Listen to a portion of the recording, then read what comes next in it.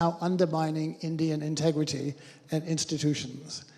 And so you've had the RSS, depending on what level the issue of disagreement is, to mediate the differences. And as it's grown, the RSS has also moved out from its original social base, which was largely Brahmin. Today, I would say that is no longer the case. It made a major, look at the Prime Minister, who is not a Brahmin, who was involved in the RSS at an early age from his small town. And real effort was made to push the boundaries, the social boundaries of the RSS.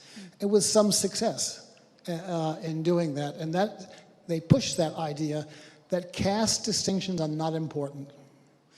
In fact, in the Indian context, they should be ignored. So in many sense, and you see often reports, we have Madhya Pradesh, Chhattisgarh and Rajasthan, 3 states which go to polls. And Congress has been kind of championing what you call a soft Hindutva of a sort, having these big statues of Lord Hanuman, talking about the Bajrang Dal and its ban. They've used that in the Karnataka election also. So don't you find it strange how Congress is trying to define Hindutva and why? I don't find it strange they're trying to sort of incorporate a Hindutva in their ideology, because obviously it has some popular appeal. I'm thinking of, you know, the current major public figure of the Congress who several years ago visited Hindu temples everywhere. There was one newspaper article I wrote, someone wanted to know what his gotra was, and he couldn't remember what his gotra was.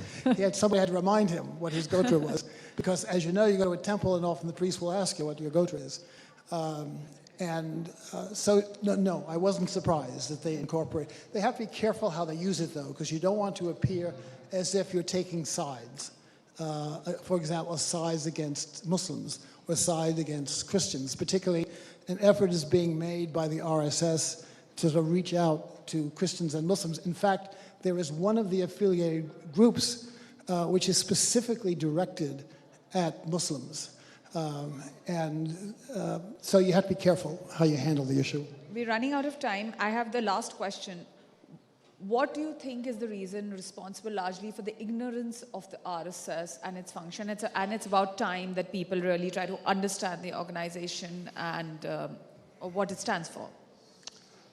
I think you have to look at the affiliated groups, because it's the affiliated groups which are the public face, and it's the affiliated groups that interact with society. The RSS, for example, has a relationship with the largest system of private schools in India. The whole issue of education is very important today in India. What do you include in education so that Indians are trained for this rapid economic growth that's taking place?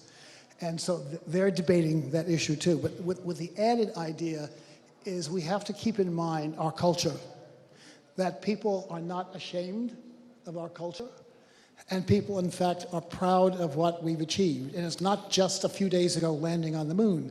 There have been many other achievements in this culture as well, so that they are aware of that, proud of it, you know, that I think becomes a sense of what they're trying to do.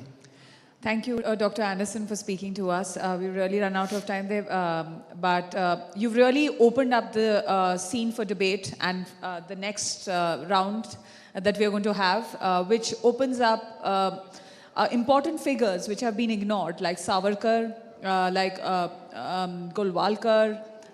We've not been understanding the role of the RSS and many other affiliates of it. So I think you've shed a light and left much room for debate in the forthcoming sessions. Thank you. Thank you.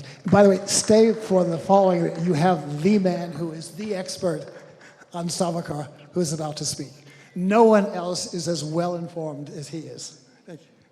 Well, thank you so much, Dr.